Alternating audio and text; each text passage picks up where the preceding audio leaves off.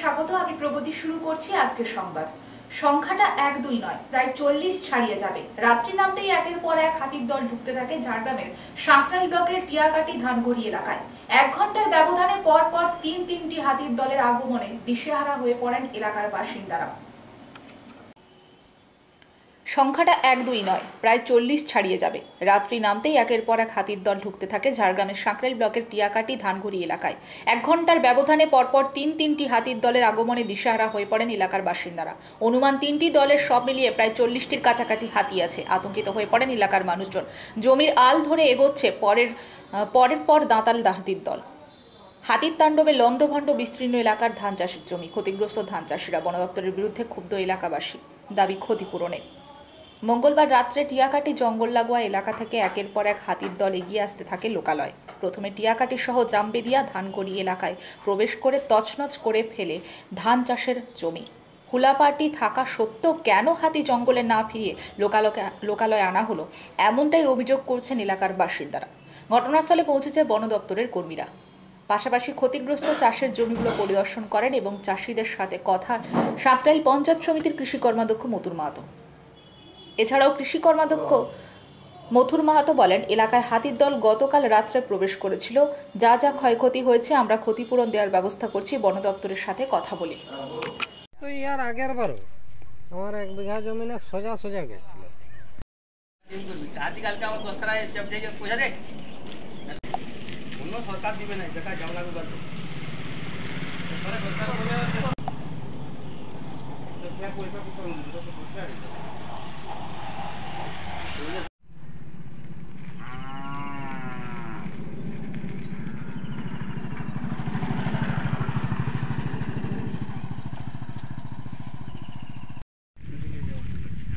তো আপনারা ফরেস্ট অফিসে গিয়ে ফর্ম টমে জমা দাও, যে সিস্টেম আছে সিস্টেমে জমা দাও, অবশ্যই আপনাদের ক্ষতিপূরণ দেবে, ব্যবস্থা করে দেবো।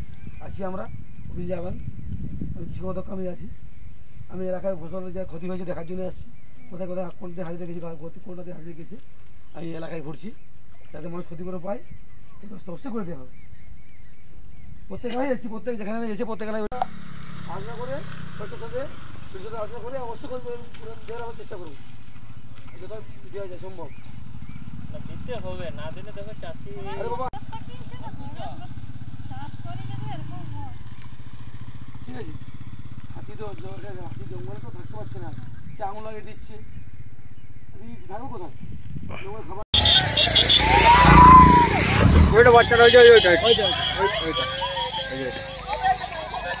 বাচ্চারা যেতে পারছে না।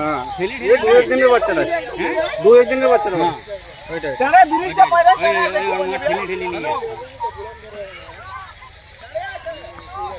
বাচ্চাগুলো দেখতে খারাপ লাগে। এগুলো একদম নিমতল চল যাবে না। গাড়ি আছে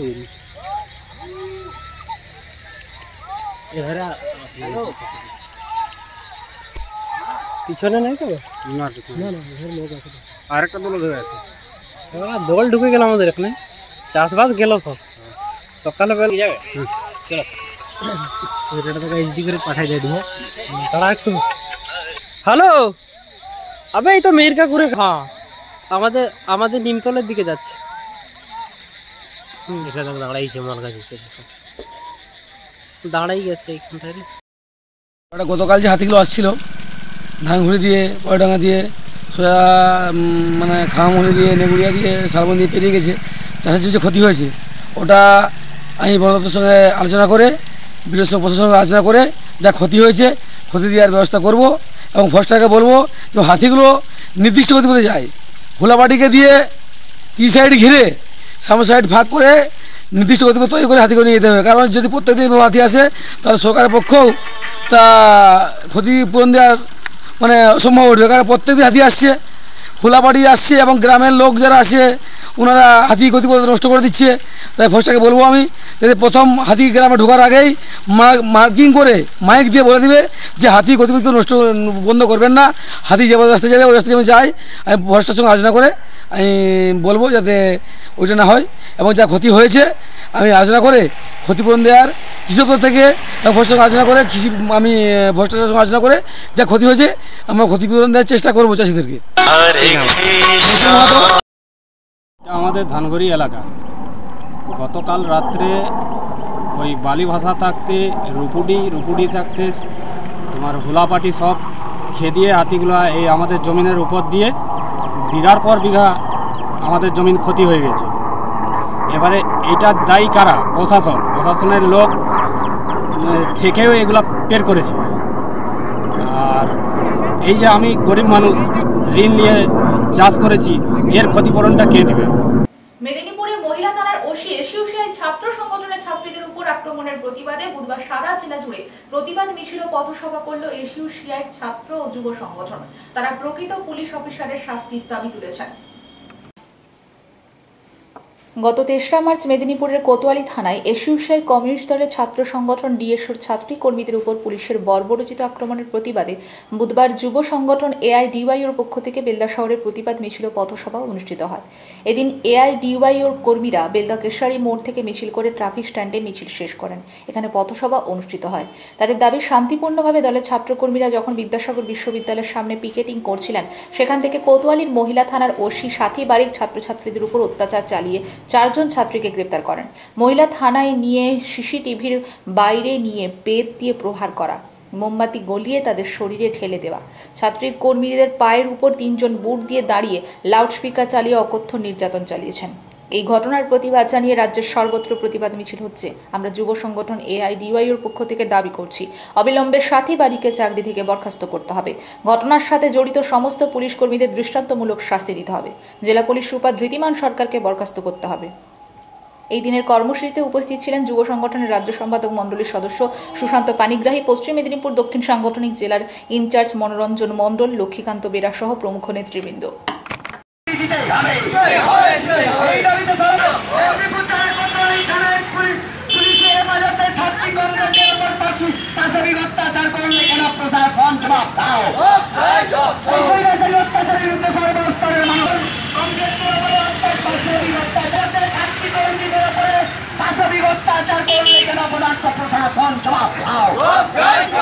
অবিলম্বে দোষী অফিসারদের গ্রেপ্তার করে কঠোরতম শাস্তি দিতে হবে। মেদিনীপুর থানার কোতোয়ালি থানায় কয়েকজন ছাত্রীদের ধরে নিয়ে গিয়ে মারতে মারতে পুলিশ ভ্যানে তুলে নিয়ে গিয়ে পুলিশি হেফাজতে যেভাবে পাশবিক অত্যাচার করেছে, কোন সভ্য দেশে, এমনকি স্বাধীনোত্তর ভারতবর্ষে মানুষ তা আশা করেনি। ফলে বন্ধুগণ, এই পাশবিক অত্যাচারের বিরুদ্ধে গোটা রাজ্যের মানুষ স্তম্ভিত, হতবাক যে একটা শান্তিপূর্ণ আন্দোলনের ওপর পুলিশ এরকম অত্যাচার করতে পারে মানুষ কল্পনাও করতে পারেনি।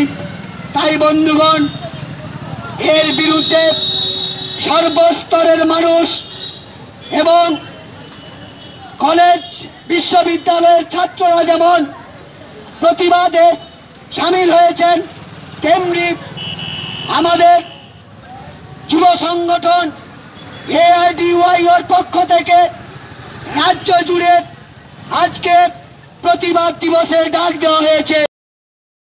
প্রতিনিয়ত পথ দুর্ঘটনায় মৃত্যুর সংখ্যা বাড়ছে। বুধবার সকালে লোধাশুলির কাছে 6 নম্বর জাতীয় সড়কে ফ্লাইওভারের উপরে বাইকের সঙ্গে লরির ধাক্কায় মৃত্যু হলো 2 জনের। প্রতিনিয়ত পথ দুর্ঘটনায় মৃত্যুর সংখ্যা বাড়ছে। বুধবার সকালে লোধাশুলির কাছে 6 নম্বর জাতীয় সড়কে ফ্লাইওভারের উপরে বাইকের সঙ্গে লরির ধাক্কায় মৃত্যু হলো 2 জনের। জানা গেছে, লোধাশুলি থেকে চন্দ্রী যাওয়ার পথে এই দুর্ঘটনা ঘটে। খবর পেয়ে মানিকপাড়া ফাঁড়ির পুলিশ গিয়ে বাইকে থাকা 2 যুবকের মৃতদেহ উদ্ধার করে ঝাড়গ্রাম হাসপাতালে পাঠায়। মোটর বাইকে 2 জন ছিল, তারা দ্রুত গতিতে ছিল। লরিও দ্রুত গতিতে থাকায় বাইকের ধাক্কা মারে। আর ঘটনাস্থলে মৃত্যু হয় 2 যুবকের। তাদের উদ্ধার করার পাশাপাশি তাদের পরিচয় জেনে পরিবারের সদস্যদের খবর দেয় পুলিশ। বারে বারে জাতীয় সড়কে বাইকের সঙ্গে লরির ধাক্কায় তরতাজা যুবকদের প্রাণ যাচ্ছে। বারে বারে পুলিশের পক্ষ থেকে সচেতন করলেও কোনোভাবেই এই ধরনের দুর্ঘটনা কমানো যাচ্ছে না। পুলিশ মৃতদেহ ময়নাতদন্ত করে পরিবারের হাতে তুলে দেয় এদিন।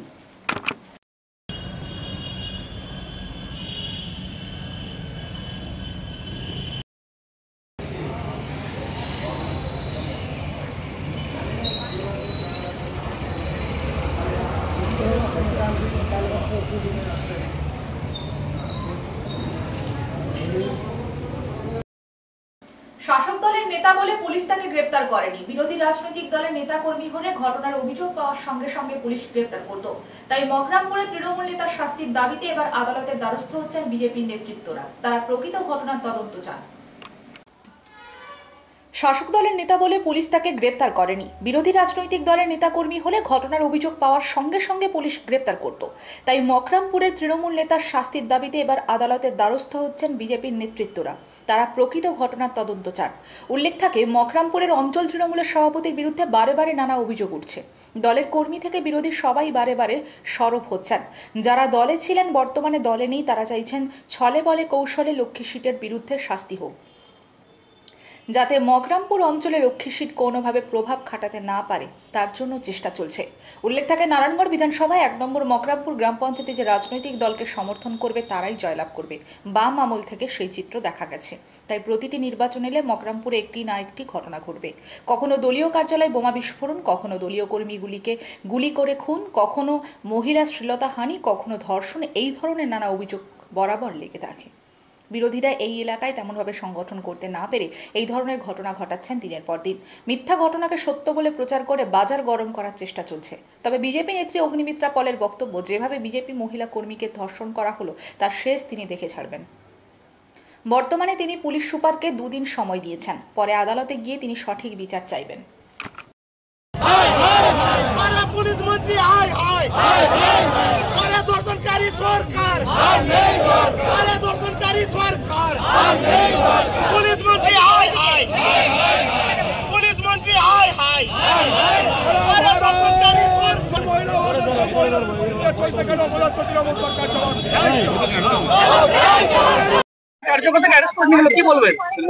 দেখুন, আমাদের কার্যকর্তা আমাদের একজন মহিলা সক্রিয় কর্মীকে কাল টিএমসি পার্টি অফিসে ডেকে নিয়ে গিয়ে তাকে ধর্ষণ করা হয়েছে।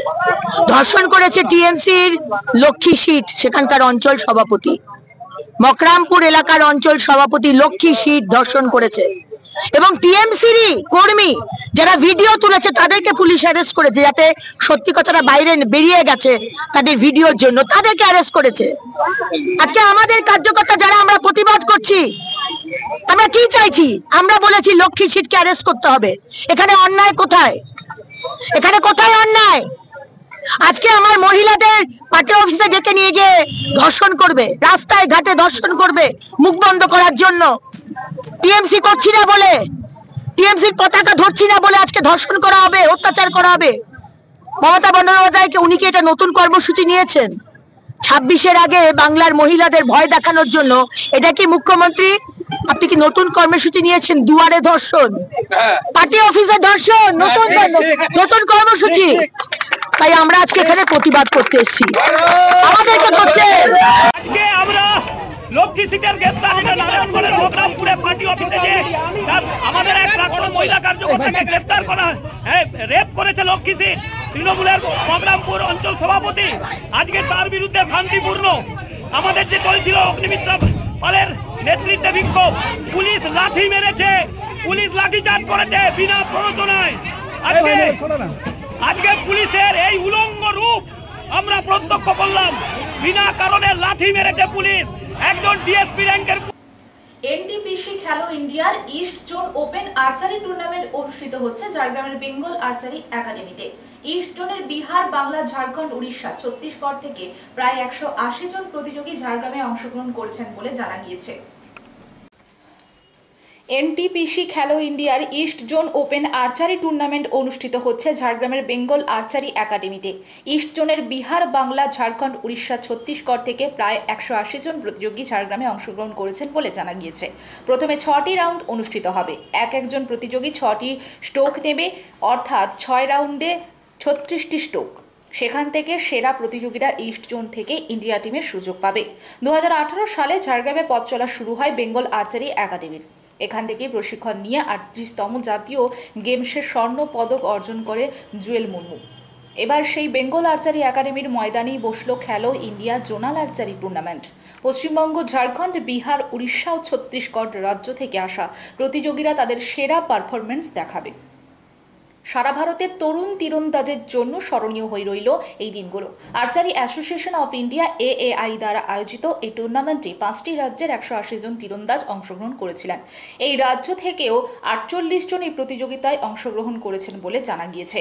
মঙ্গলবার ও বুধবার 2 দিন ধরে এই প্রতিযোগিতা ঝাড়গ্রাম স্টেডিয়ামে অনুষ্ঠিত হয় বলে জানা গিয়েছে। এই প্রতিযোগিতা অনুষ্ঠানে উপস্থিত ছিলেন ঝাড়গ্রামের জেলাশাসক সুনীল আগারওয়াল, দীপক কুমার পাত্র, রঞ্জিত কুমার পাত্র, অর্জুনা কৃষ্ণ ঘটক, রূপেশ কর সহ আরো অনেকে।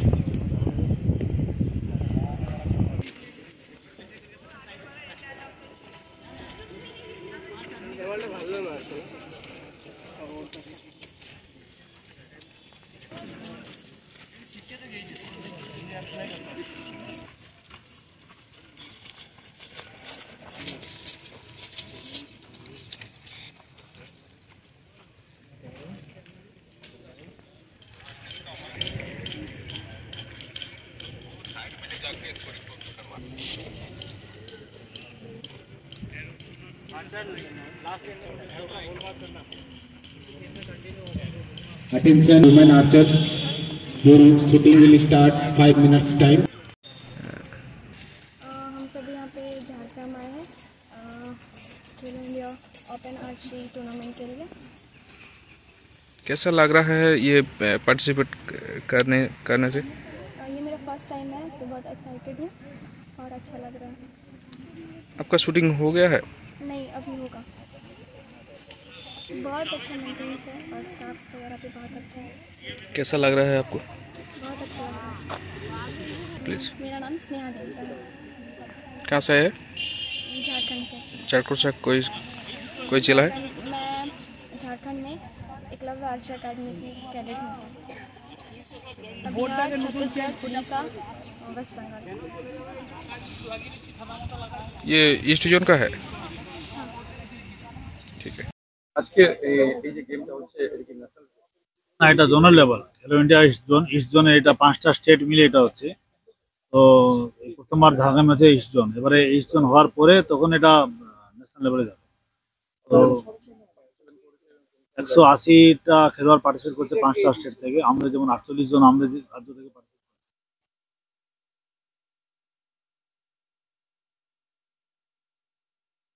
থেকে বা রাজ্য থেকে আসছে। এটা নিশ্চয়ই ঝাড়গ্রামের জন্য বড় গর্বের বিষয়। ঝাড়গ্রাম আমাদের আর্চারি একাডেমি আছে, সেটাও নিশ্চয়ই গর্বের বিষয় আমাদের সবসময় আছে। আর একদম একটা জোনাল লেভেল খেলা, যেখানে শুধু রাজ্যের বিভিন্ন জেলা না, আমাদের পুরো 5টা রাজ্য, বিভিন্ন রাজ্য থেকে ভারতবর্ষে তারা এসেছে এই প্রতিযোগিতা করার আমরা সুযোগ পাচ্ছি। এটা নিশ্চয়ই আমাদের জন্য গর্বের বিষয় এবং আমরা আশা রাখছি এটা সফলভাবে আমরা করতে পারবো। এরপরে আরো বড় দায়িত্বে আমরা এটাকে। সংবাদ এই পর্যন্ত। নমস্কার।